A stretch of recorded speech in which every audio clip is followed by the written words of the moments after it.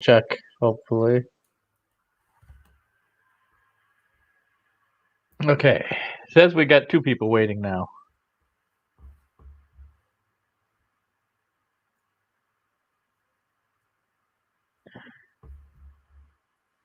All right, so let's do the sound check, and then you can introduce yourself.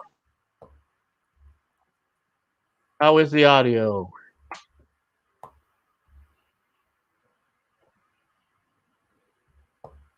Audio sounds good on my end. Yeah, it does on mine too, but I don't know what the audience. That's true. So it says we got 2 people watching. All right, sound is clear. All right, so you can introduce yourself. Fantastic. Well, thanks for having me on. I greatly appreciate it. As some of you may know and may not know, I'm the Prudentialist. I do commentary on politics from a sort of conservative and reactionary perspective. I studied history for my undergrad, so I'm very interested to be having this conversation with someone who has a PhD in history, especially on East Asian and Soviet policy, and discussing a term that he's coined, making the rounds, and adopting itself within the political circles that we run into. So I'm glad to be here. All right.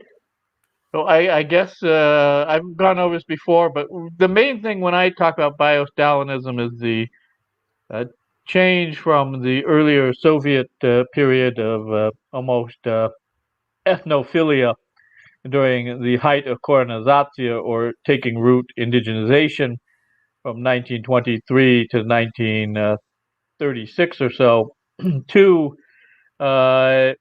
a situation where there are no more class enemies, but they are moving against enemy peoples. And so you see at the middle of the Great Terror a move from the Kulak operation to a series of national operations, the largest being the Polish operation and then the German operation, where they are targeting people on the basis of nationalnost. And the definition of nationalnost becomes hardened. You can only define it on the basis of your biological parentage. So it becomes very similar to Western concepts of race and racial categorization in that sense.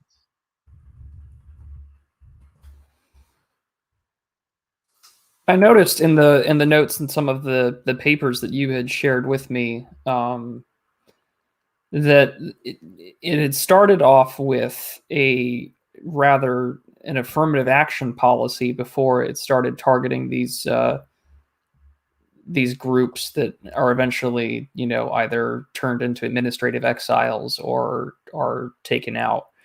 To me, the reason why I was interested in having this conversation with you was because I think that you say in your notes that you're riffing on Spandrel's concept of bio-Leninism, but I think that it's interesting if you want to look at it from even a historical parallel, because you get Lenin and then Stalin. And I think that in a way here, you start off with bio-Leninism, and then you get the term you coined, bio-Stalinism. Like there's a way to keep the ratchet turning for control. And I think that's definitely something that is kind of applicable to what we're seeing, maybe in a culture war sense.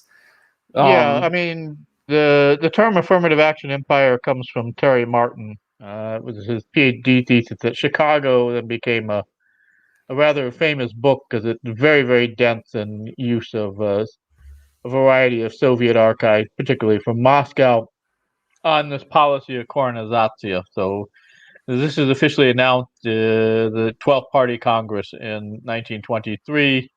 And this is basically concession to all of the non-Russian nationalities, in part because of their uprisings and opposition to the Bolsheviks during the Civil War, is because of a way of appeasing them, but also a way to deal with a territory where the ethnic Russians were still just 50% of the population. So in many ways, it's taking Lord Lugard's indirect rule up to 11, and actually not only ruling through local elites, but creating those local elites so they're totally dependent upon the center. Indeed. And I noticed in both in our previous conversations and stuff that you've tweeted out, you've talked about in rather detail the Soviet sort of definition of ethnicity and race, the term etnos, and I was wondering if you could expand on that a little bit for myself as well as the audience members that I brought in from notifying in my group chats and such. Well, ethnos theory officially becomes the official, as it were, anthropological ethnographic school of thought in the Soviet Union in 1969, when Julian Bromley becomes head of that section of the Academy of Sciences of the Soviet Union. And he writes an article in Leningrad on ethnicity and endogamy, where he says that the maintenance of distinct ethnic groups through time, through the practice of endogamy, that is, only marrying within their own group, is how societies are organized. So you have these, what he would later talk about, ethno-social organizations, but basically groups of people that are defined by common cultural and genetic features that continue to exist through a long time. So basically, every nationalnost was also an ethnos. And so this is a category that is partially biological, is believed to be largely organic, developing from the bottom up rather than constructed from the top down, and comes from earlier research, particularly by Shirokagorov, but who, because he went into exile into China early in the 1920s, kind of was not allowed to be mentioned for a while. I believe Bromley actually does mention him in his 1980 article. He may have mentioned him earlier in 74, but it's very brief. So for most of the period of the Soviet Union, Shirokagorov, who did a lot of work in anthropology in China, including training some of China's foremost anthropologists, wasn't mentioned, but his ideas were pretty much adopted by Bromley in 69. So how does that differ, say, from a Western or even an American, interpretation of race and ethnicity? From how you've explained it to me, it seems very much that these ethnoses are more organic, coming from the cultures and the groups themselves, almost in an auto-ethnographic fashion, rather than, say, a Western categorization that's more top-down from, say, government census takers or bean counters. That is the theory of it. Of course, you did have a lot of that top-down categorization by the Soviets long before Bromley came on the scene, particularly starting in 1923. In order to have a policy of indigenization, you have to know who the indigenous peoples are. So you have in 23 and 24, for instance, the drawing of borders in Central Asia. You have the standardization of lots of languages, and in many cases, the Soviet ethnographers and anthropologists giving small ethnoses a written language for the first time. Which is why a lot of the groups out in the middle of Asia use either a Latin alphabet for a while, and then it becomes Cyrillic later, rather than some other form of lettering. And this is, you see, particularly in Central Asia, they go from using Arabic script to Latin script to Cyrillic script, and now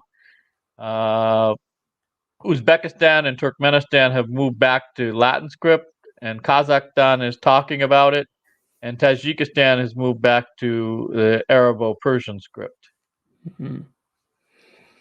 So, for those in the audience who are probably familiar, because I know that you've talked about this before, but bio-Leninism, of course, is the term coined by Stanchel, where he stresses sort of this, a regime promoting marginalized groups, minorities, both on race, ethnicity, sexual orientation, as well as just genuinely, low status people in order to, offer the promise of power to keep turning the ratchetest spandrel coins to be leftward. And you've noticed in your notes and what the documentation that you've sent to me, you outline that sort of the bio-Leninist ratchet stops in in 1936 with the new Soviet constitution. Yeah. What makes that the turning point? Well, there are other things going on, but that is when you have the new constitution. It replaces the 1922 constitution. Is also when you have, for the first time in the Soviet era, a couple articles published by Pravda praising the Russian nation, which had not happened before. This is when you start to see the beginning of the purges. You don't see the mass arrests and shooting until 1937, but already in 1936, the elite that had been removed from power, particularly Kamenev and Zinoviev, who were associated with Trotsky on the left, and Bukharin on the right, and Ryutin on the right. We start to see these show trials of these oppositionists. So this is a serious consolidation in many ways. And we see in the next year, 1937, you start to have these mass waves of arrest of people based upon nationality, and the first ethnic cleansing. So you have the entirety of the Korean population in the Far East relocated to Kazakhstan and Uzbekistan. Earlier deportations had been just partial, but there were some ethnic ones along the border with Poland, Polish kulaks, and in Nikolaev, German kulaks, and there had been that they were specified by nationality, and there was also deportation from the border in the Caucasus with Iran of Kurdish population to Central Asia as well at this time.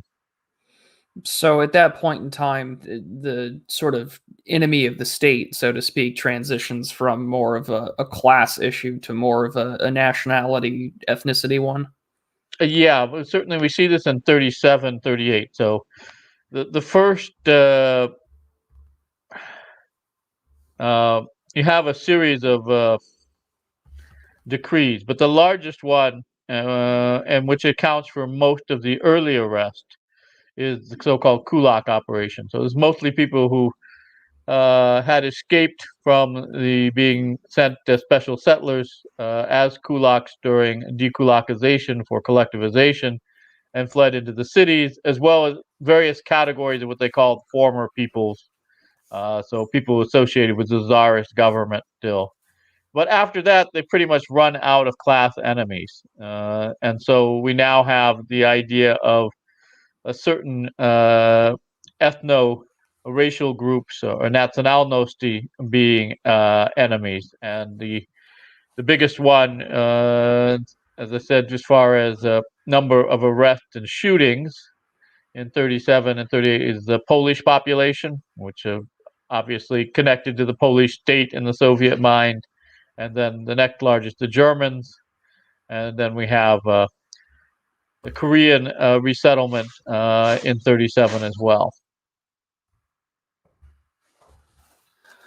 So, from how I understand it, and from our conversations and my reading of the articles that you've sent me, as well as the notes page, and the way I've outlined it, and this is sort of, and you've been telling me to do a video on this for a while, and this has sort of been my running outline in my head and what I've written down, is that the question that Spandrel always asked at the end of his main essays, and something that we've also discussed on other videos I've talked about the subject, has been he doesn't know if you can keep the ratchet turning under bio-Leninism, because eventually these people, either get the positions of power they want, or you run out of those low status, minority status people in order to keep, promising them power, to keep the ratchet for power turning. And so to me, how I see it is that naturally, as Lenin, passes and Stalin takes power, that you would see the same thing happen with the practices here, that bio-Leninism would fade out because eventually you'll run out of people or run out of things to promise these groups, or you'll run out of new identities to carve them up into. So what you have to do then is, bio-Stalinism, which is, of course, the promotion of these groups and then sort of unifying them under one way and then targeting the racial groups that can't fit within that narrative. And to me, that politically, that just means that we're kind of seeing, I think, that switch happen. We're seeing the finalization of these identities being crafted in a bio-Leninist way, which means eventually we're going to see the ratchet turn towards bio-Stalinism, as you've described it. And we're going to see that happen here in the U.S. rather shortly. Maybe. I mean, but the Soviet Union didn't run out of what they call backward nationality. They had hundreds of them, and they were almost half the population was non-Russian. Mm-hmm. But I think the big difference, of course, is that the Soviets always associated territory with these rights. So they created a union of a whole bunch of little ethno-states. Some were quite big, like Uzbekistan and Ukraine on the full republic level, but they got all the way down to individual collective farms being organized on the basis of nationalnost. Well, I mean, to an extent, you could say that can easily happen, at least under this administration, now that we're seeing more race-based policy being put out. I mean, I don't think you could ever get carved up ethno-states in the United States, but I mean, certainly between migrant resettlement and then, how certain cities are even self-segregated between their ethnic groups. I mean, you could definitely see that happening between the promotion of certain, monetary policy, the promotion of business and loans. It's a potential avenue of what may come next. It may not happen on a territorial basis just due to the fact that it's the United States, but that sort of promotional policy based on race and, your loyalty to the said regime, I think, is definitely a likely avenue. Well, the Communist Party of the USA wanted to create a black Soviet Socialist Republic in the U.S. South in the 1930s. So they did have that idea for the U.S. Back when Stalin was running things in the Soviet Union. Well, and I mean, even now you've seen almost that happen organically. There's been, I think it was in Georgia, they had a recent collection of African Americans buy X number of acres to build their own sort of black city.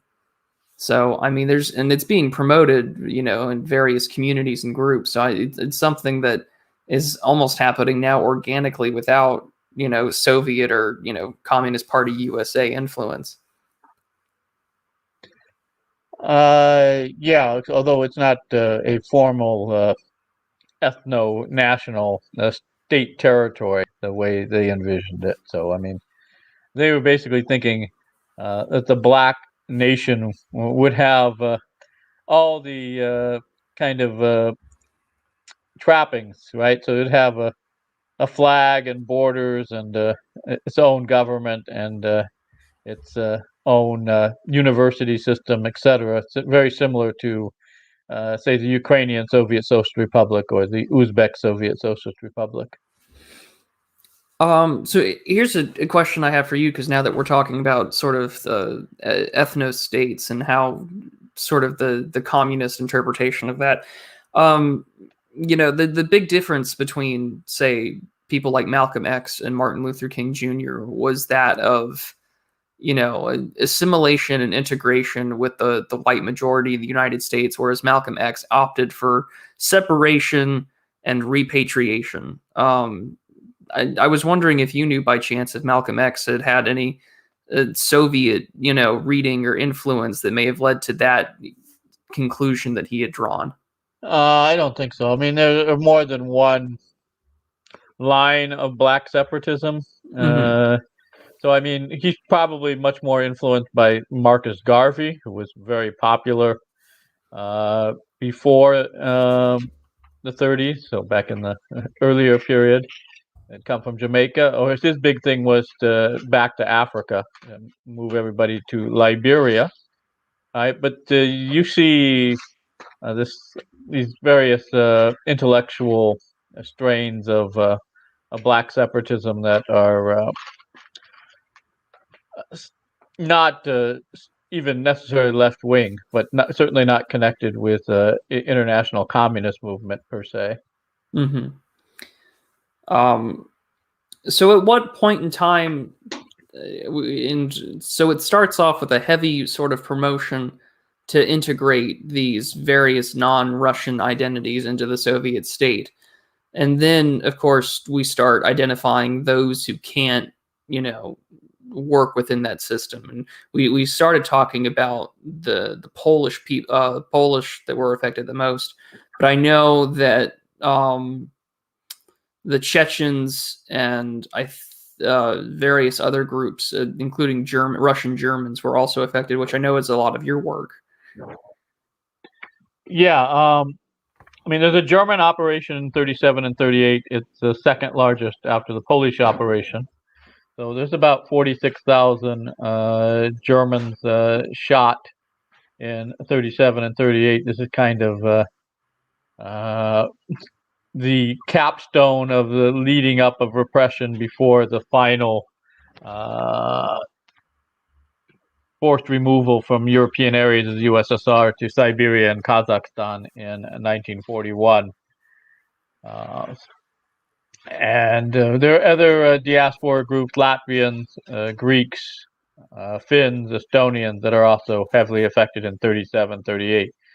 And then you have, during the war, of course, the mass deportation first from the Volga, and then later months, other areas of the European Soviet Union, of the German population. And then there's a series of deportations from November 1943 to November 1944, mostly of small Muslim nationalities, of which the largest is the Chechens. But the Chechens had a series of uprisings. During collectivization in the early 30s, they have a revolt and an uprising.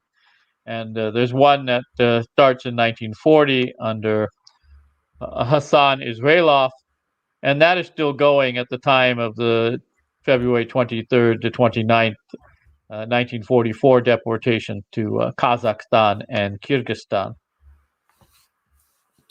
And so what, I guess, is, from the Soviet perspective, what is it that changes the position of promoting these non-ethnic Russians to identifying which ones are racial or national enemies to the state? What causes the ratchet to turn? Yeah, well, the first thing is the diaspora groups that are associated with enemy states. Okay. So obviously, Poland fought a war against Bolshevik Russia in 1919, 1920, and there are still hostilities, not the least because the Treaty of Riga gave big chunks of Belarusian and Ukrainian territory to Poland, which the Soviets want to recover or take back. I don't know, however you want it. The territory they are aiming to conquer, which they do later on, annex it into the USSR. Germany, of course, major power, even under the Weimar restrictions, but particularly after Hitler was appointed chancellor and tears up the Treaty of Versailles and remilitarizes Germany. It's considered to be a very strong ideological and geopolitical opponent. And so for the first anti-fascist campaigns in the Soviet Union take place in Siberia in 1934 against German-speaking Mennonite communities. Basically, they are tried for being German spies because they received famine assistance from Germany. So it then just becomes more of a response based upon the geopolitics of the day, not necessarily any sort of internal racial reasoning. Well, there is that. The idea is that the groups that are not historically always been under Russian or Soviet rule, that have their main historical base outside the Soviet Union, that therefore their mindset, their political allegiance is also outside the Soviet Union, right? If you remember ethnos, the idea is the common history, common culture, common biology lead to a common worldview, common Weltanschauung. So it's viewed that Mm-hmm. all Germans, right, must have this Germanness. So that includes those in the Volga and Black Sea and Caucasus, as well as in Berlin and Stuttgart and Hanover and other German territories. So this is one of the reasons why they have this real crackdown on diaspora. There's also a reason why some diasporas are not affected. So, for instance, uh, you don't have a crackdown on the Romani, and you really don't have one on the Jews uh, in 37 and 38. And the only foreign communists that are basically left alone in Moscow are Black Americans. Well, I mean, that's done purposefully. We could go. That's a whole stream that we could probably do on its own, talking about propping up of Black communists and Black Americans in the Soviet Union as a response to the United States. Right. But with that being said, I think that provides an interesting point. I lived in Germany for about a decade growing up, so I mean, there's definitely a German ethnos. The phrasing "we Germans," you'll hear that criticized a lot from American and Anglo observers of the continent. So that definitely makes sense in my opinion. But I But think, for the Soviets, it wasn't just Germans; it was everybody. So well, I yeah, mean, even groups that didn't have independent state that were outside were sometimes considered a threat. Like the Koreans, they were still under Japanese colonial rule at the time of the forced relocation.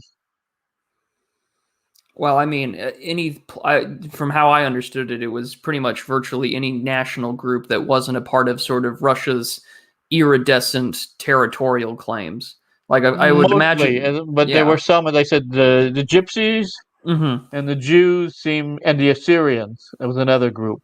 They didn't seem to be disproportionately targeted. So when you look at like the arrest numbers, right, Yeah. and the percentage population, so Russians are underrepresented, Ukrainians are underrepresented in 37 and 38 arrests, but Germans and Poles and Finns and Latvians are way overrepresented. And then I haven't seen figures for Gypsies and Assyrians because they're small, but the Jewish population, the percentage is just above their percentage in the population, so it's proportionate.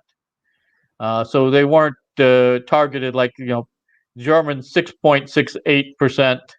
I mean 6.68 times what were arrested, what their proportion in the total population, and for Poles it was like 18.5 times as high. Okay. I've got something. I had a question on the tip of my tongue. Sorry. No, you're good. So with that being said, I think that this is a good comparison. I guess I wanted to ask you, since this is such an area of expertise. I don't want to turn this into like an interview, but like it's nice to pick your brain because you've got such a rich understanding of this topic and the knowledge. But does your concept, or at least the term BIoStalinism, does this have sort of like a biological essentialist view? I mean, if you compare the two leading regimes, between the USSR and mid-century Germany, of course, with the National Socialist Party, you notice that the National Socialists have this very eugenics oriented. They look towards the United States. They kind of get those ideas out of America from the 20s. I was wondering if the Soviet Union of this time, with its bio-Stalinist policy and its racial policy, is this based on any sort of, biology or pseudoscience of the time, or is this mainly based on that ethnos concept of common culture, based upon the geography? ethnos concept, and really what you see, because Shirokagorov is in exile in the 20s already, so Mm-hmm. he broke with the head of Soviet ethnography at the time, a guy named Lev Sternberg, and there was a guy under him named Vladimir Bohares, but they really emphasized a cultural primordialism, this idea that there was kind of just almost like a spiritual culture to ethnos groups. So it wasn't based on biology or genetics, but it kind of has the same effect because you can't ever get rid of it. Right. So no matter how assimilated somebody of German ancestry would always be in their essence German, but it's not a biological essence because they didn't want to associate themselves with the fascist or the American eugenicist or these other non-socialist ideologies. So you get to weird things with Lev Sternberg. It basically takes Boas's idea of culture, and he had studied with Boas for a while. He knew him, corresponded with him, to make it like basically he had something where he talks about Jews, since he himself was Jewish, that there would always be a Jewish group, no matter how mixed the ancestry was. If there was like one little Jewish drop of blood, that person would have some Jewish essence culturally, right? Which is basically, anthropological ethnographic graphic voodoo. But when you have it as kind of a background to policy, it takes on a real existence. I mean, at that point, it basically becomes sort of the American South's one drop rule when it comes to racial identity in the United Right. States. Now in policy, they weren't as strict as um, Sternberg and his I don't know, a little statement where he talks about how Jews could never cease to exist through assimilation, but you did have the fact that you could not assimilate out of a group except through intermixture. So if you have people who are of German ancestry, but they're totally Russianized culturally, right? They were Mhm. still listed as German by Nationalnost, and this became the law in 1938. I believe it's 2nd of April. There's an NKVD circular, right, to prevent Germans and Poles from changing their Nationalnost not to be shot, right? So it's based solely upon biological parentage. So you get these groups that are totally assimilated, but they can't legally change their ethnicity. So ethnicity, the word nationalnost in the Soviet Union was always racialized in that sense. But if you have mixed parentage, you could choose one of the parents at age 16. So you literally had to have a biological mixture to have subsequent generations exit a group. So it was a mix of both, a cultural, but later on it would also be biological, it seems. Well, it always had the biological component. But it But the wasn't thing is, as strict as, say, the Germans or the Americans. Shirakogorov's work, which talks about there being a mixture of biological and cultural work, was suppressed because of his. He was anti-Bolshevik. He was in China with his wife, who was his collaborator and his scholarship. And so when they broke with Sternberg for political reasons, his work got suppressed. And I said the ideas get revamped under Bromley, but you can't really mention his name until after the Soviet Union collapsed. And Shirokagorov was a great influence on the probably most famous Nazi anthropologist, Mueller. And Mueller, in turn, was a great influence because many of them trained in Germany in the 1920s of the Afrikaners who constructed the justification for apartheid for Dr. Malan and Forward. Gotcha. Okay. So with that, I think that kind of lets us transition to point 5 on the document that you and I have been going over. Oh, I didn't. Oh, do I have points? Yeah, I do have numbers. Yeah. So the export and I guess the mutation of it outside the USSR. So, like I had mentioned earlier, I'll read from your document, and then I think we can springboard from there. You say in the U.S. it is generally agreed that we have entered a stage of bio-Leninism, 1923 to 1934 in the USSR.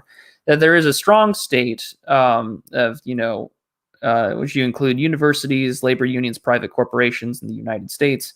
And the promotion of ethno-racial and sexual minorities rather than the majority population. Yet, as in the USSR, this is both unpopular and unstable. It is impossible to predict the future, so I don't know if BIoStalinism will arise in the US, and if it does, what form it will take exactly and which groups will be targeted. And I think that is a good question to ask. And I think that you've had a conversation with Mr. Patriarch. You've talked about it at length with on Twitter and on your videos. I think based on what you've explained to me and sort of based on a lot of the collectivization efforts of the American left, that I think that you will see some form of it, some form or fashion of BIoStalinism take place in the United States. When that will happen, I don't know. I think it's sooner rather than later, though. Okay, but one of the things here is that if you look at the targets, in 37, all these diaspora groups in total that are targeted, 250,000 of them are shot, but altogether, we're talking less than 2 million people out of a population of 170 million. And with the mass deportations, with the Germans and the Caucasians and the Crimean Tatars and the Kalmucks, we're still talking a small percentage of the population. We're talking ultimately about 2.5 million people, again, out of a population of over 170 million people in the Soviet Union.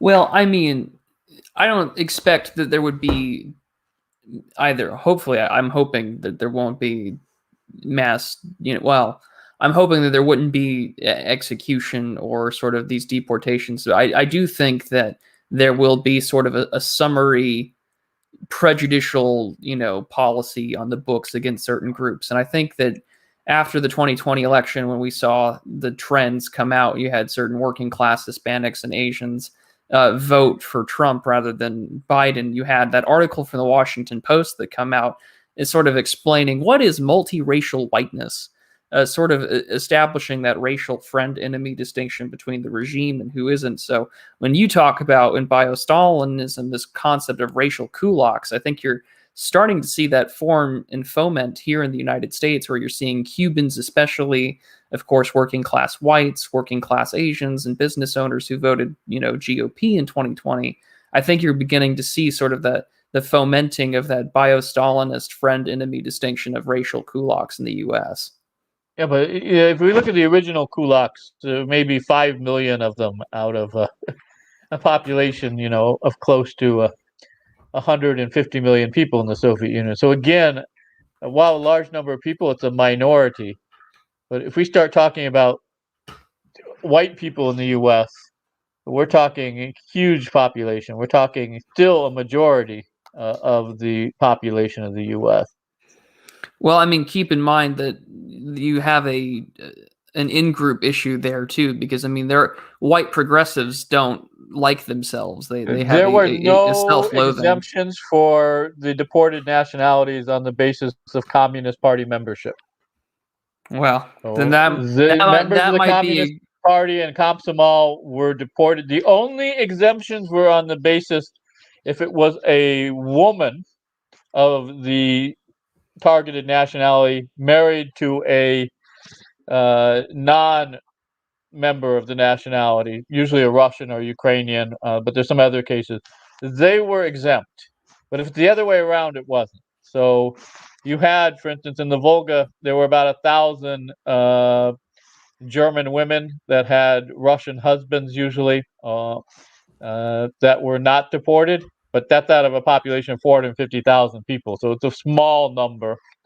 But that was the only exemption. Members of the Communist Party, members of the Komsomol, Red Army veterans, they were all swept up and subjected to being deported to special settlements. And most of the ones serving in the Red Army were mobilized for forced labor in concentration camps in the Urals. So, with it being such a small scale in comparison to the total population, then it seems of the Soviet Union, do you think that that's the sort of the biggest argument against such an application here in the U.S.? Because I mean, this is a country of 330 million people. Yeah, you see, I don't know. One of the great things about being a historian is I only have to predict the past. I really couldn't say because everything has gone crazy and clown world and strange, right? Yeah.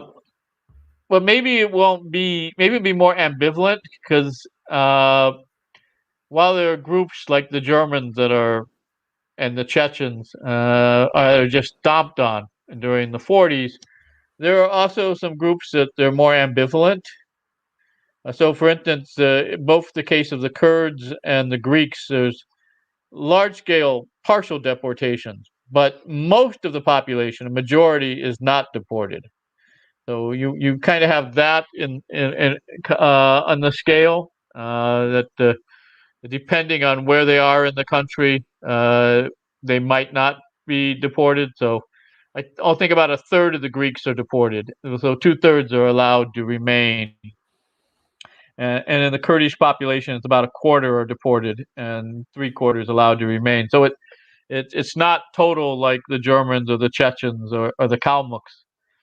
Then you also have things like even though they weren't targeted in 37 and 38, after 48, when they do have a state outside of the Soviet Union, Israel, we see some small targeting of Jews in the Soviet Union. For instance, the doctor's plot, where you have this small group of doctors that are tried for attempting assassinations on the Soviet elite, but most of them are Jewish, and it comes about with the break with the state of Israel and talk about rootless cosmopolitans and Zionism. So there's this kind of propaganda that making it known that while the vast majority of the population is not being physically arrested and tried, these kind of people being tried in Moscow are kind of symbolic. So other people should not get any ideas. And how much did our geography play a role in that? Because I noticed that you had mentioned that there were some various groups like the German Mennonites that seemed rather isolated from larger population centers in the Soviet Union. Well, as to whether they were hit, I don't think it. Well, I mean, the first deportation of Koreans only applied to Koreans in the Soviet Far East, which was the vast majority of them. But those that were students in Western regions of the Soviet Union, Moscow, Leningrad, those that were serving in the Red Army, they were exempt. They were not shipped off to Kazakhstan and Uzbekistan as administrative exiles. And then for the Kurds, the vast majority of them that were deported were on the border with Turkey during November 1948. So those that were inland in the Caucasus were generally exempt from deportation if they were away from the borders.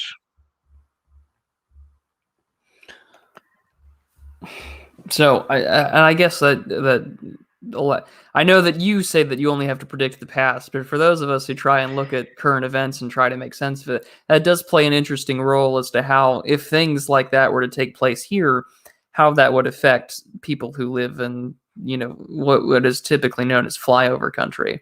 That would definitely play an interesting role. Right. Well, I mean, also, you don't need to deport people necessarily if they're already in the area of reception of deportation. So those Germans that were already in Siberia and Kazakhstan were not deported. But most of those in Kazakhstan and Central Asia were then placed under special settlement restrictions as if they had been deported. But after the Germans had already surrendered, they started putting them under special settlement restrictions in September of 1945.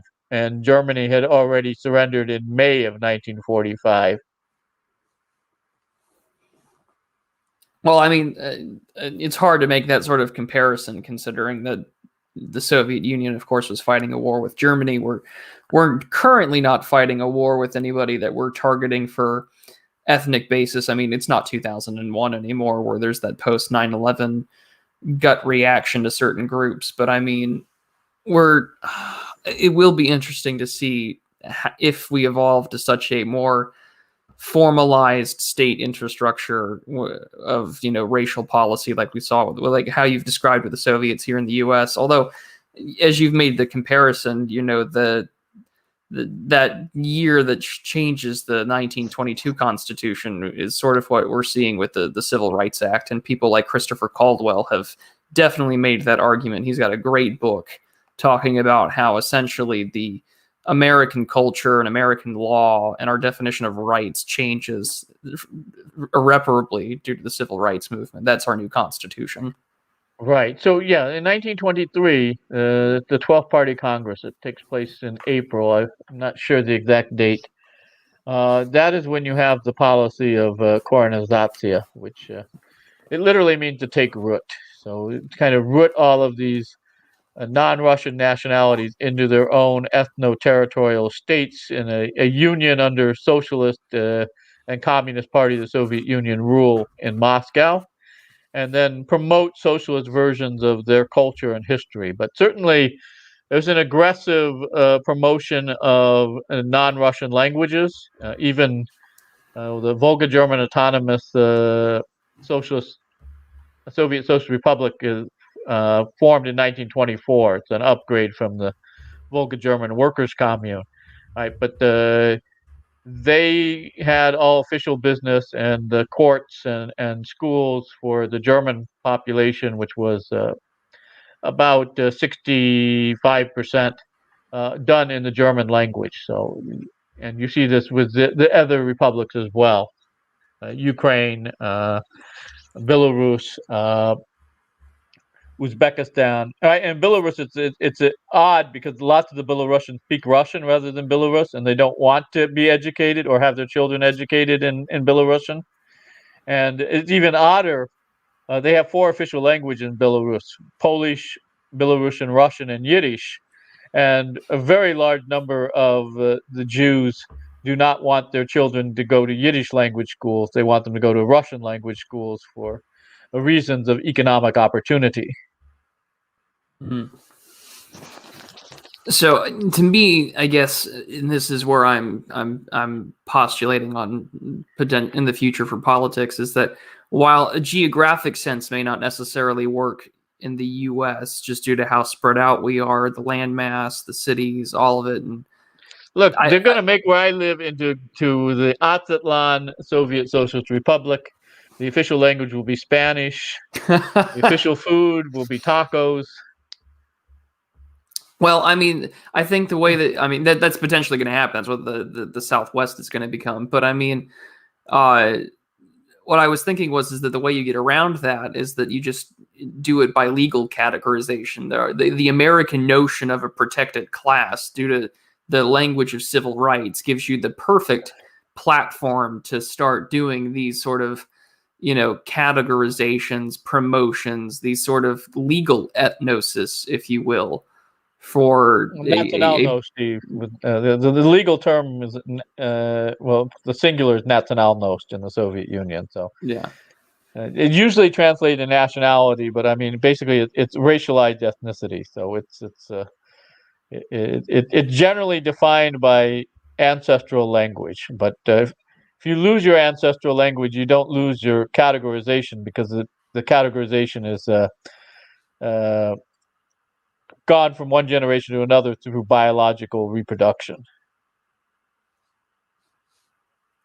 Well, I do think that with the current platform that we have of protected class, the civil rights language, you will definitely have that happen. I mean, here in the U.S., I think that that will evolve to something very similar. I think what you've outlined for myself, the audience members, is a very detailed history of sort of a Soviet, communist slash leftist sort of interpretation for race that I do think that we may see the ratchet turn in that direction in the future. Well, that might be to advantage because I think that ethnos theory, particularly, is developed in the 70s and 80s by Julian Bromley and other people around him, including Lev Gumiliev, who was around in the late 60s and 70s, but became very popular after the Soviets collapsed. That is a more realistic way of looking at human divisions and larger racial groups. And I noticed that you've been talking about that too, is that you wish that the West would advocate that kind of position rather than their current conception or conceptualization of race. And I was wondering if you would kind of expand on that because I've seen you tweet about it, but I would Because like to.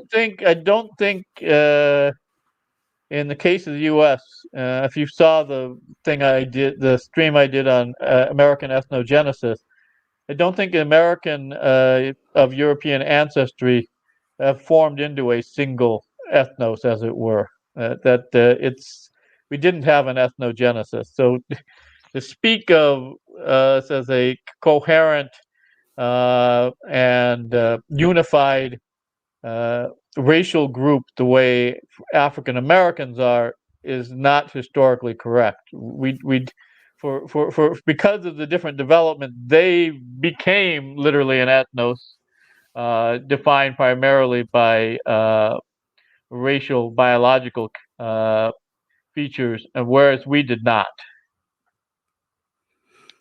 And there's a lot of people who've been talking about that. I think I'll have to find the tweet for it. I think it was either Zero HP Lovecraft or somebody else, but he says, notice how there hasn't been really a development of new racial categories in the United States other than the attempts to lobby all of these like different European ethnicities under the category white, despite the Right, and fact then that, you see even sillier things like we're going to make Asian a group.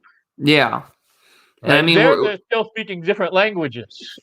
well, yeah, and I mean, even though the West or like American governments try to do it, right? Like we all revert back to these root racial identities, these root ethnoses, so to speak.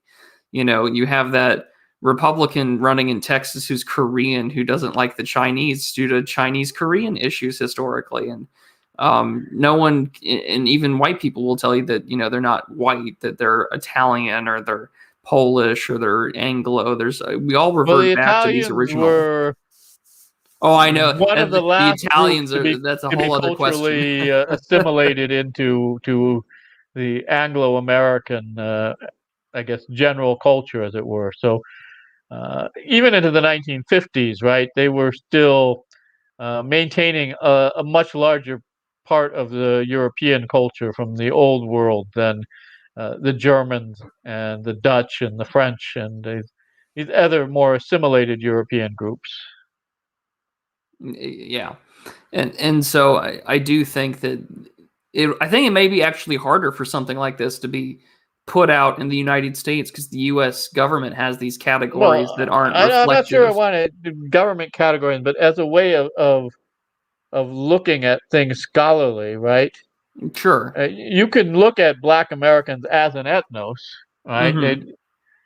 But the thing is, I don't think you can look at if you just divide it along racial lines. The white really hasn't become a internalized identification for Americans of European descent. We are still fragmented.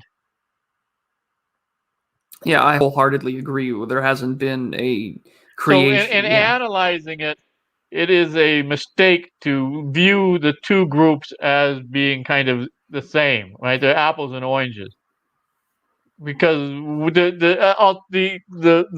parallel wouldn't be Black Americans and white Americans, it'd be Black Americans and German Americans, or Black Americans and Irish Americans, right?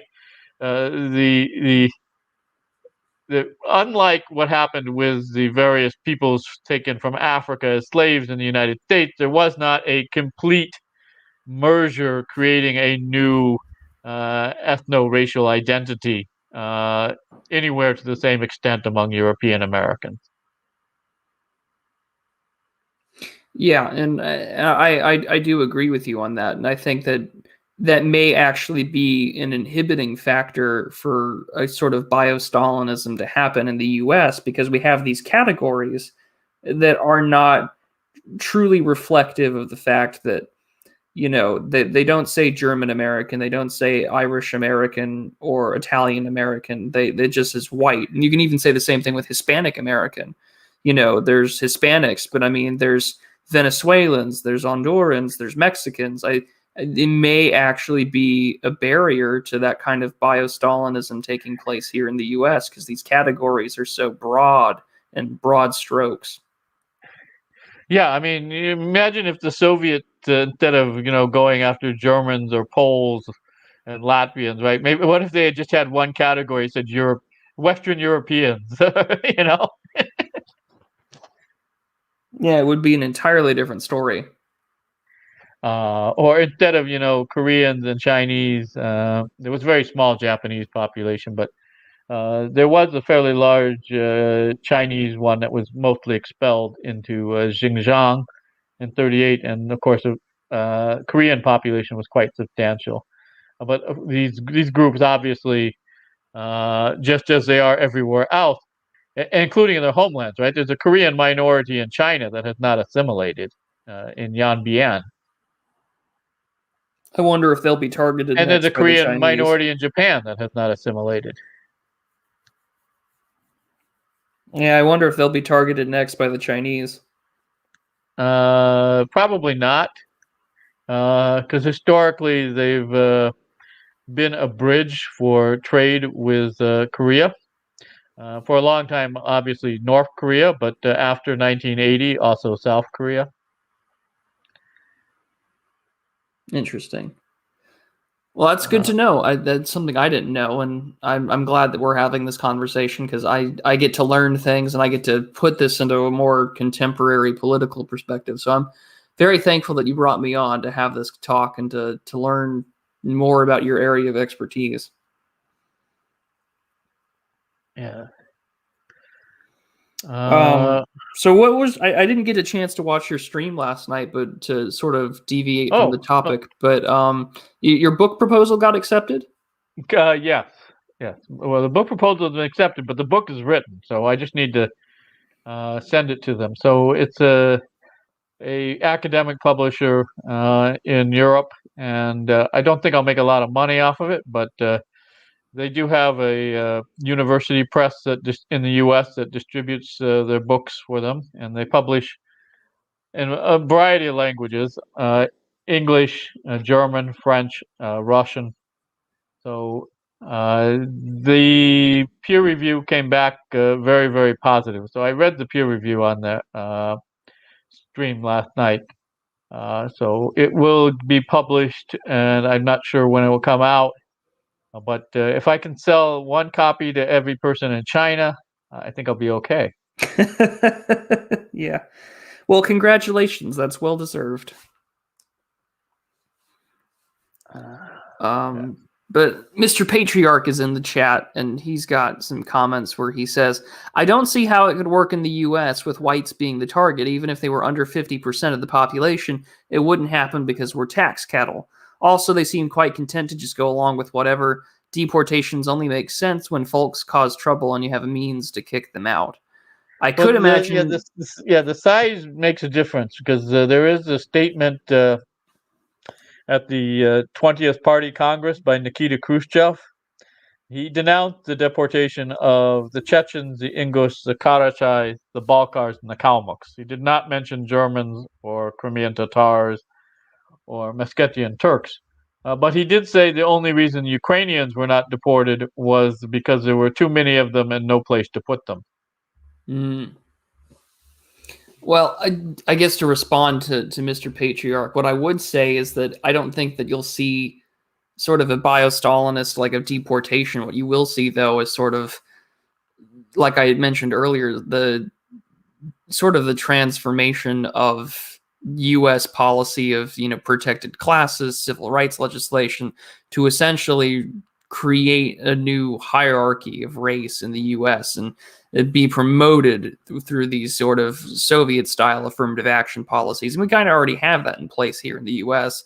I think it's just becoming more and more de facto rather than just de jure. Well, what you saw in the 20s, right, with this aggressive promotion of all the non-Russians, and you saw a lot of hostility and backlash by the ethnic Russians, and that was filtering up through the bottom ranks into the higher ranks of the Communist Party, and is a major reason why Stalin was able to do in 36 this reversal, because you had all of these Russians make their way up through the party that were uh, against the affirmative action going as far as it had, and kind of a backlash in the Central Committee of the Communist Party and its lower ranks to restrain it and to kind of, as it were, rehabilitate Russia as a nation.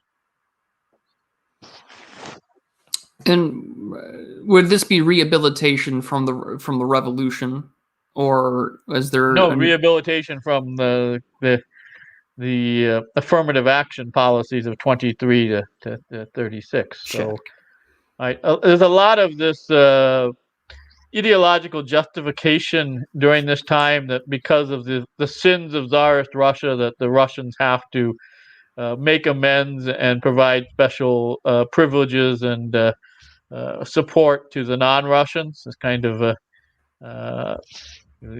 give them national self-determination and liberation within the Soviet Union, right? But there is no, for instance, the RSFSR. It doesn't. There's no Russian Academy of Sciences, right? There's no set of Russian institutions because they would have been meant two power centers, right? The Soviet center and then the Russian center, which is how the Soviet Union falls apart under Yeltsin. He creates a Russian center and then pulls them out of the USSR. Right? So this doesn't happen. So you don't have this. You just have a negative space for the ethnic Russians at this time. And so what happens in 36 is there's a backlash. They kind of take over the central Soviet government for the whole of the Union and make that their homeland, their state, right? And so they become an imperial nation rather than a nation state like the Ukrainians or the Uzbeks or the Kyrgyz become within the Soviet Union. So it's very much a response to what you would consider bio-Leninism then. Very... yeah, in some ways. But you have to remember it's in many ways a return, because Tsarist Russia was very much this imperial type nation, right? Mm-hmm. And these people that were in the Communist Party on the ground level, they had all grown up in Tsarist Russia, as had all their ancestors. So in a way, it was a return to older patterns of governance. So almost reactionary then at that point. Well, the argument has been made that yes, the Stalinist regime was, in some senses, reactionary. You see a lot of the Trotskyite literature. They talk about it being a thermidor, making reference to the French Revolution. There's always this fear of Bonapartism. Trotsky talking about how Stalin might be another Napoleon, and then everybody else believing that if there was going to be another Napoleon, it was going to be Trotsky, so take him out first. Well, we know who got the ice pick. Right. Well, in some sense, it makes sense because Trotsky was the founder of the Red Army on 23rd February 1918. That is true. Whereas Stalin's power was where it should be in a Marxist-Leninist state within the Communist Party. Well, you've certainly have given me a lot to think about and consider, and I've only got a few more minutes, so I just wanted to thank you for the opportunity to learn all this and get an in-depth conversation with someone who really knows his history. No problem. But yeah, if you've got any more resources to send my way, the literature you sent me was helpful, not to mention Well, these notes. if you go to my Academia EDU site, I have a whole bunch of stuff for free. You should link that in the chat so others can read it as well. I'm going to right now. Wonderful. I'm sure they're all familiar with it, but so let me get to. So if you click on that, you'll get most of my shorter pieces. Obviously, I don't have any books up, but the journal articles, book chapters and collections, that type of stuff is up there.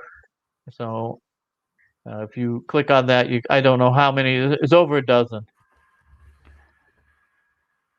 Well, I will be sure to give more looks in depth on this topic. That way I can put out a more detailed sort of analysis of both Leninism, BioStalinism, and maybe make some more predictions of that in the future. All right. Well, I really appreciate the time to talk with you. I'm glad that your audience was friendly, and I will definitely take all this information and make the best content I can on the issue. All right. All right. Good to see you, and good luck with the new job you're starting. I appreciate it, Otto. Thank you so much, and congratulations on the book. Thank you. All right. I'll see you. Thank you, everybody. I'm going to get some water. I'll be right back.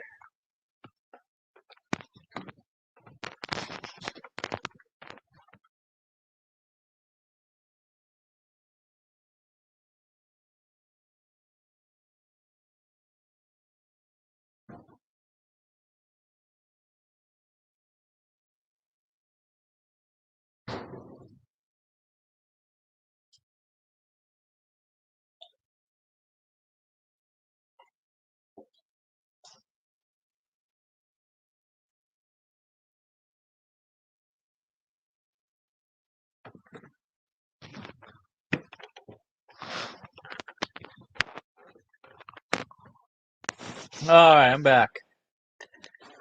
And so that was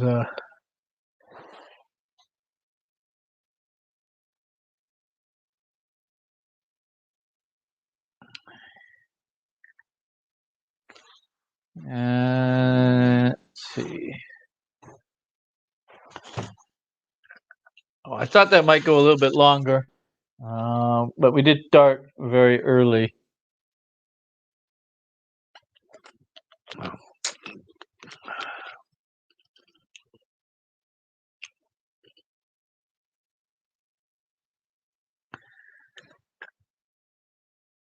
If anybody wants to come on and talk about anything, but obviously BioStalinism as well, contact me. Adam, that is a picture of some wine grapes. It's a painting. The Big Mac? I haven't had a Big Mac in a while. I had pizza tonight.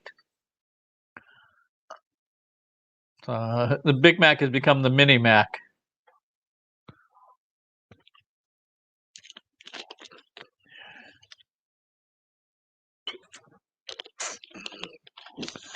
So those of you who saw or you can go back and see if you haven't seen it, my stream last night, I did get an offer, and they will be sending me a contract for my book, The Years of Great Silence, on ethnic Germans in the Russian Empire and the Soviet Union.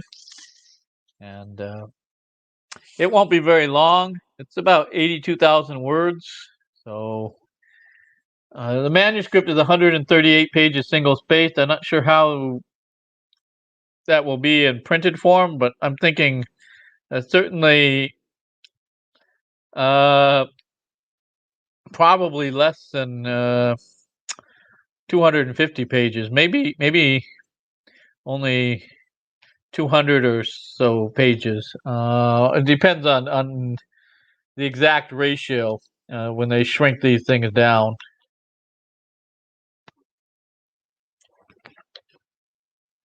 Food talk. I've already eaten, Pepe. I had pepperoni pizza leftovers from last night that from the Iranian place over across the way.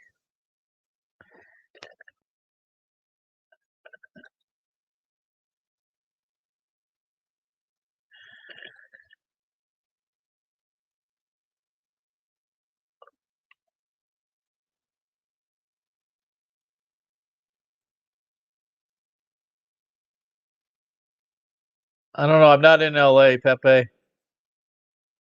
I'm in Orange County. The pizza's okay.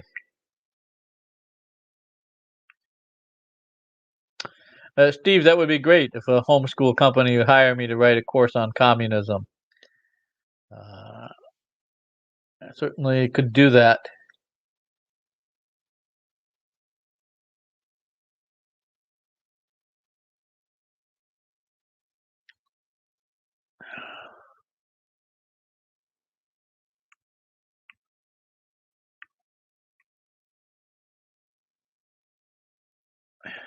That's all right. Eki is in L.A.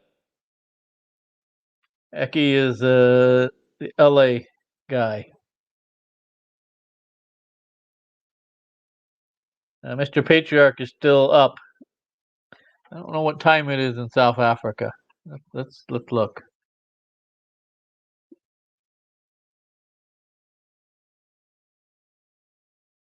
It's 3:40 in the morning in South Africa. Wow.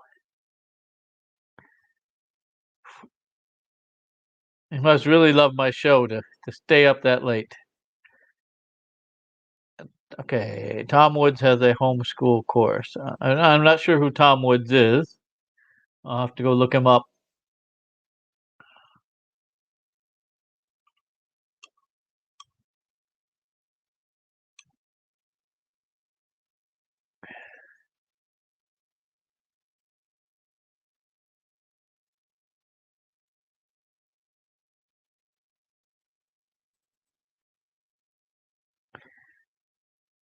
Dedication second to none. No, Mr. Patriarch, yeah, he's up late. He's up very, very late.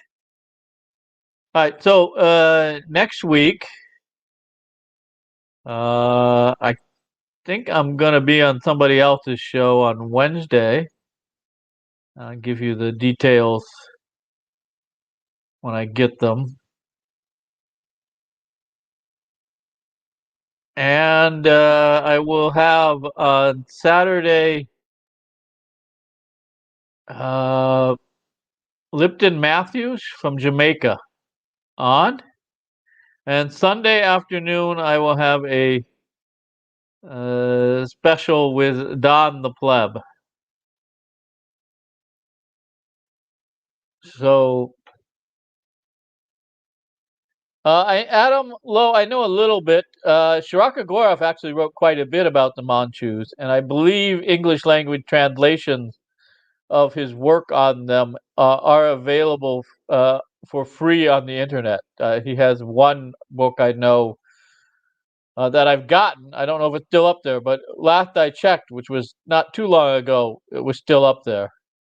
And Steve said Lipton is cool. I was listening to his interview with Paul Gottfried earlier today. But yeah, we will be discussing colonialism. And on my show, I'm not sure what he'll be talking to me about on Wednesday. But he is based in Jamaica, and I believe has a background in economics as far as his academic specialty. But he talks about a wide range of issues. And he does. Yeah, I did not know he had written for Taki magazine. I did know he'd written for the Federalist.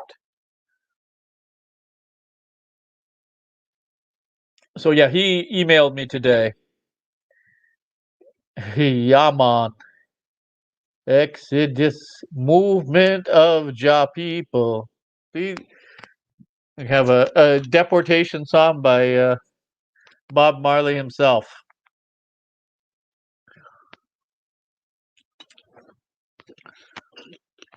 And then, of course, and I said Sunday, Don the Pleb will be on a special show, and we'll be discussing Stalinism, although not necessarily BIoStalinism, more bio-spiritual, mental Stalinism, the whole holistic picture. Well,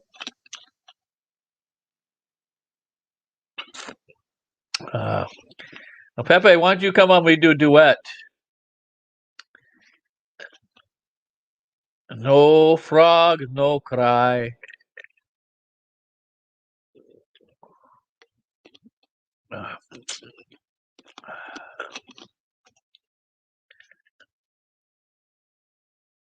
Yeah, I know. I lost a lot of likes, Pepe. Somebody stole them. Stolen likes. Pleb Farm and then Plebistan.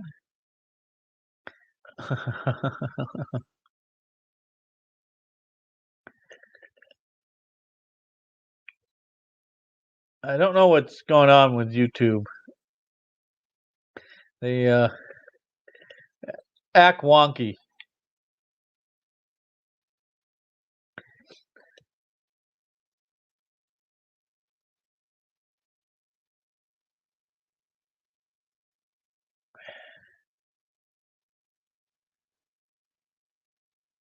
If anybody wants to join me, I'll put my email back in the chat. Easiest way to contact me. Yes, I was a smoker, but I have quit for a number of years now. But I used to smoke nargila. And I quit for health reasons. I literally had a blocked artery. Otherwise, I don't know if I would have. I really enjoyed smoking an nargila. I don't know. It's early, Pepe. I don't know where James and Niaz are. James is probably on the great highway between D.C. and New York. And Niaz, he's doing, I don't know. I don't know what Niaz is doing. Niaz says he wasn't going to come on the show anymore. He was going to be doing work at this time and viewing my shows recorded at a later.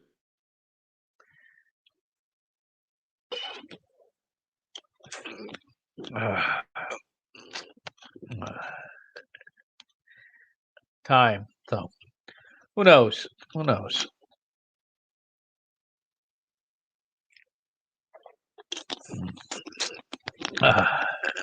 Yeah, well, let me send an invite to Eki.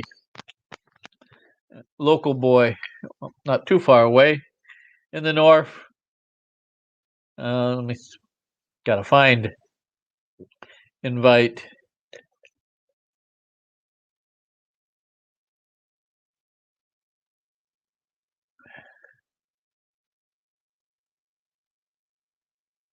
Let's see.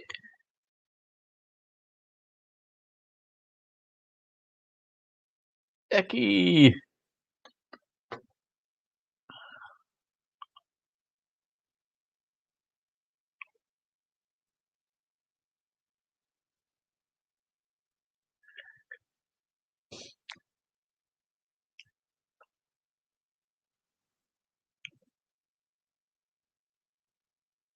You can get the Mexican Coca-Cola here without crossing the border. We're close enough with a large enough Mexican population. So Mexico uses sugar cane in the Coca-Cola as opposed to the high fructose corn syrup, which everybody hates. Ivan the Terrible, was he as bad as they make out? Depends who you were. If you were a member of the Boyars, yeah, he was pretty bad.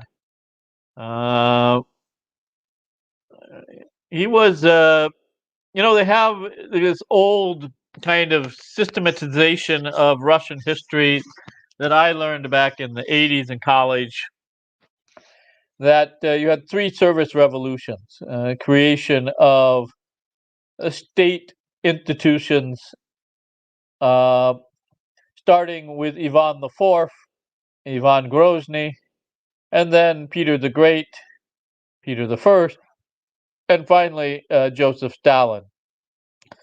So he did conquer the two powerful Muslim Khanates to the east in Kazan.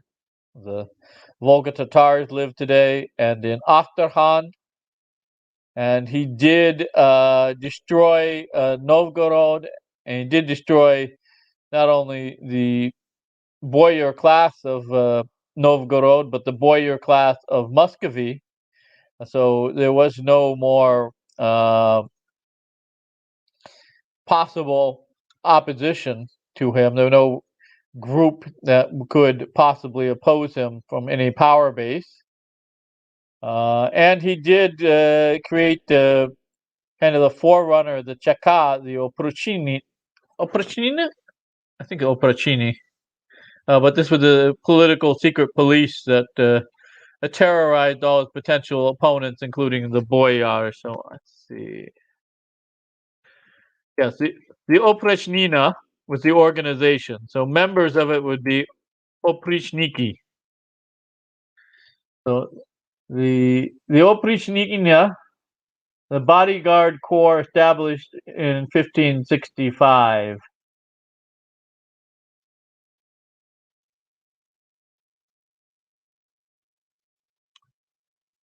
But I'm not a medievalist, so I'm not an expert on any of the Ivans. So Ivan the Fourth obviously came before Ivan the Third. I mean, after Ivan the Third, and Ivan the Second, and Ivan the First. And I think they go all the way up to Ivan the Sixth as far as people, but I'm not sure if Ivan the Fifth or Sixth were ever in power.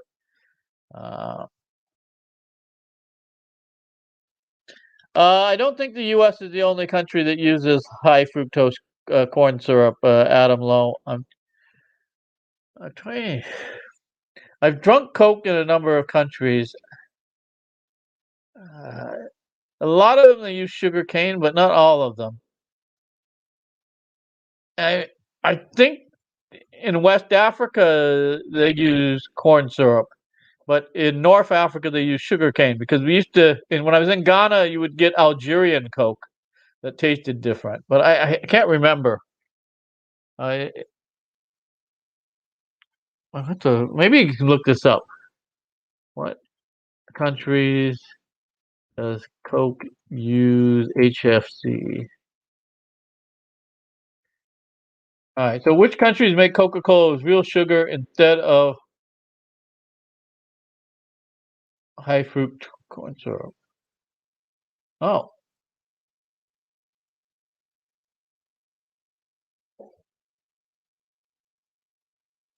it says that they're all made with high fruit corn syrup now, except Mexico. So except for Mexico, which uses cane sugar, it's all HFC, according to the internet. But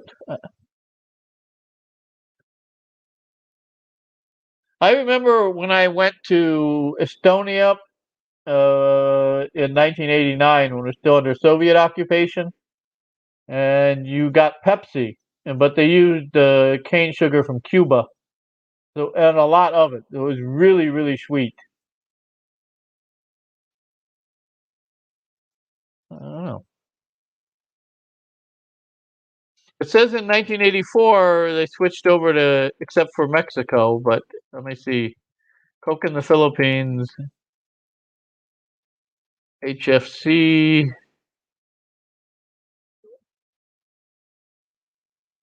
Okay.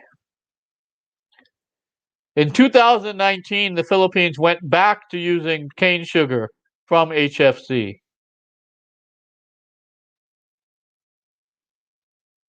So Philippines uses cane sugar, but it's been a recent reversal. I don't even know what guarapo is. What is guarapo?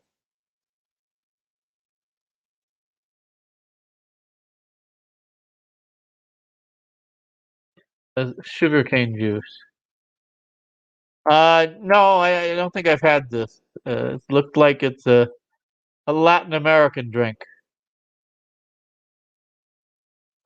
Fermented alcoholic drink in Latin American cuisine. No, I don't think I've ever had it.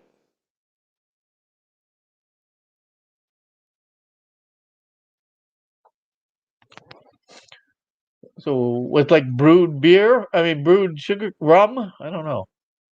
They make sugar rum out of sugar cane. I have come across Platov. He wrote that book, Special Operations, and he was the guy that was actually in charge of the assassination of Leon Trotsky in Mexico.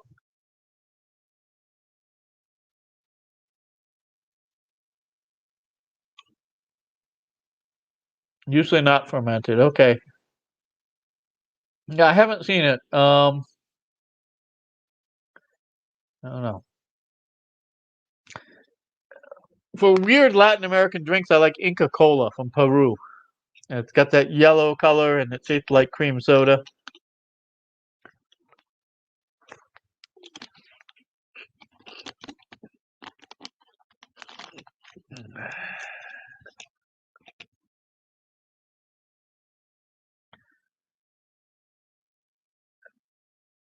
Pepe has not had a Coke in over a decade. Pepe, are you boycotting Atlanta? Boycotting Georgia?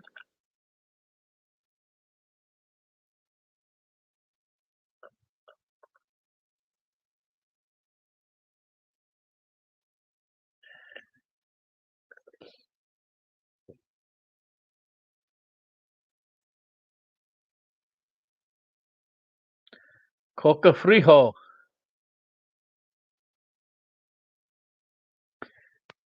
Oh, cold coconut. I've had fresh coconut juice. I drank it a lot in Africa. They just chop the top of the coconut off with a panga, and then you just drink it out of the coconut. But prune soda, that would be Dr. Pepper.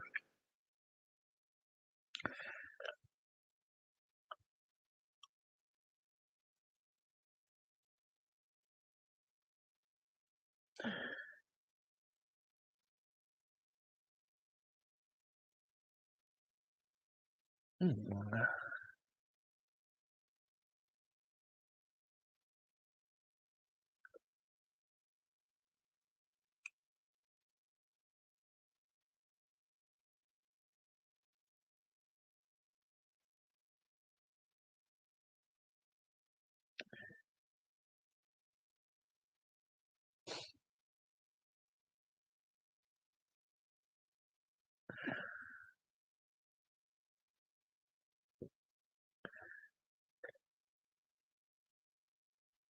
I have not been to Cuba. I have only been to uh, the only Spanish speaking country I've ever been to is Mexico.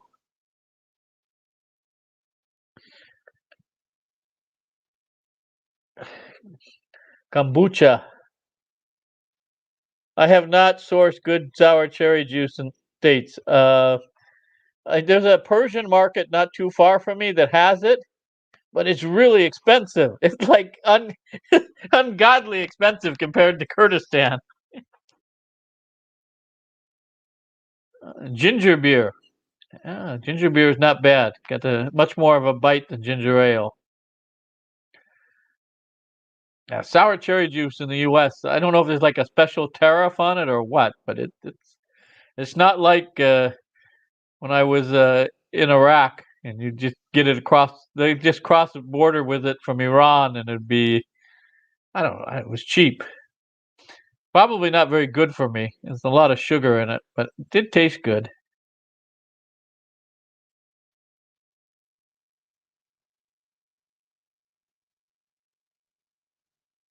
wants me to have a food and beverage stream. In search of kebab.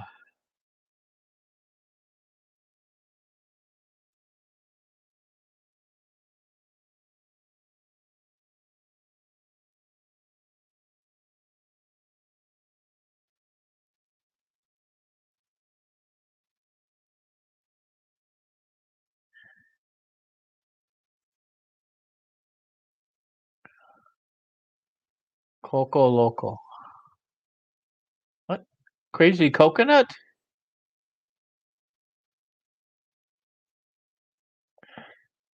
Tasty stream. Fried frog legs with chili sauce.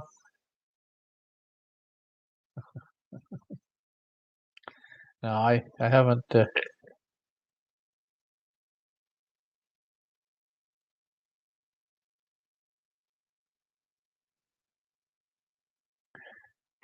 Any good drinks in Ghana? Yes. See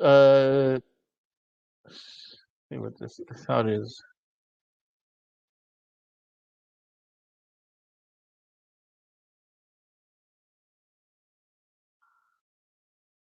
Um, there's a drink they made out of hibiscus and sorrel.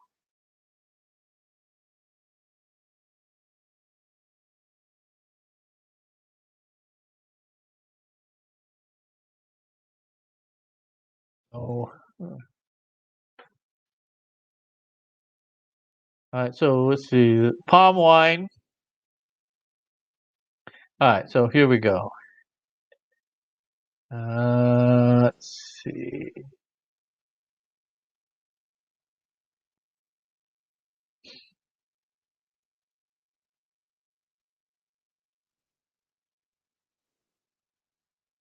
What's that?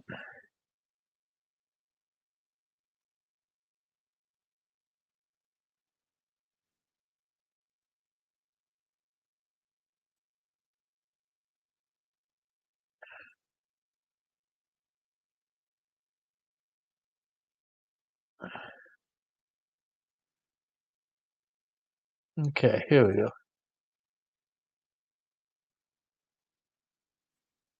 Uh,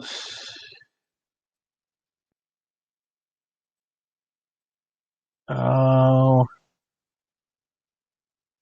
Sobolo, that's what, or Bissap.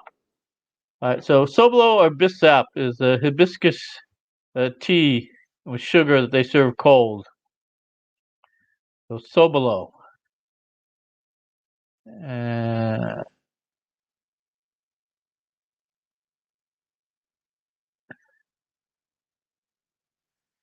yeah, that's Bissap.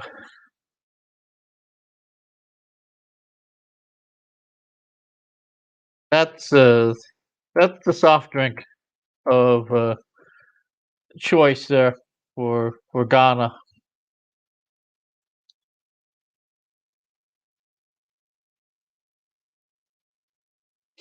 Why is American yogurt so gay and pudding-like? I don't know. Lipton Matthews did contact me. Yes, I'm not. Uh, I, I I don't know if somebody referred him to me or not.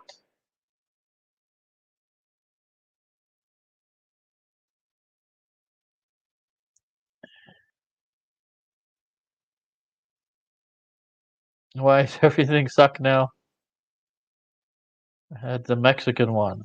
I don't know if I've had the Mexican one.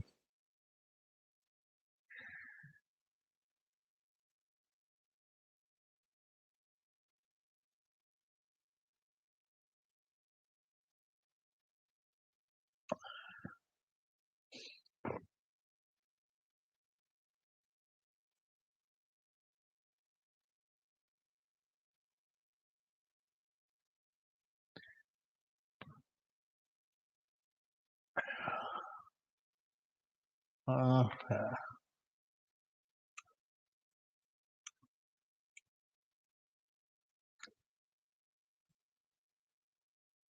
All right.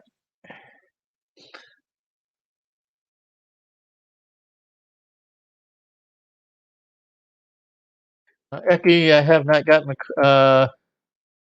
in touch with me, but if somebody else wants to come on, welcome to. Cactus pudding? I don't know. When I was in Arizona, we used to eat the fruit of the prickly pear. They'd make it into various types of food. So they made it into a jelly, like you put up toast, and they made it into a sauce. And if you mix it with half hot sauce and marinated wings on it, and then grilled them, they were really good. Fried banana chips. Are they bananas or plantains? Because fried plantains are delicious. Yeah, Pepe, yeah, regulars are MIA tonight. Plantains are awesome.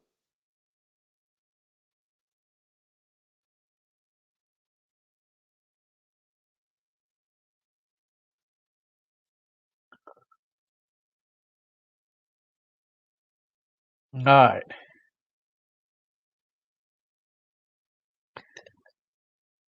Plantains.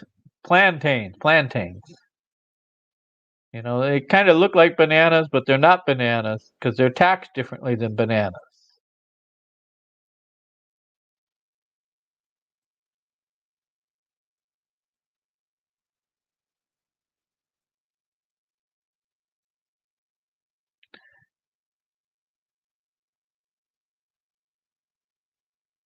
Phone posting.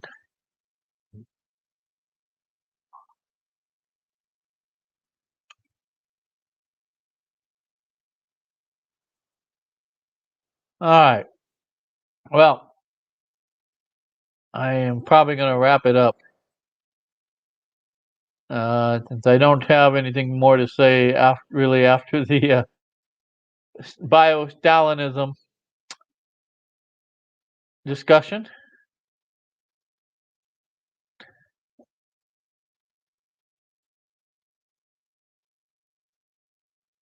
And so thank you everybody for showing up. And I will be wrapping this up, I guess now. Been going for a while. And I don't have any more great ideas at this point. And my voice is giving out. So I will see everybody sometime next week. I guess I will be here on Saturday night regular time. It won't be early. It will be the 7 p.m. and with Lipton Matthews, and then Sunday next week at 11 a.m. my time. I will have Don the Pleb on again. All right, so thank you, everybody. I'll see everybody next week. All right, so let's get out of here.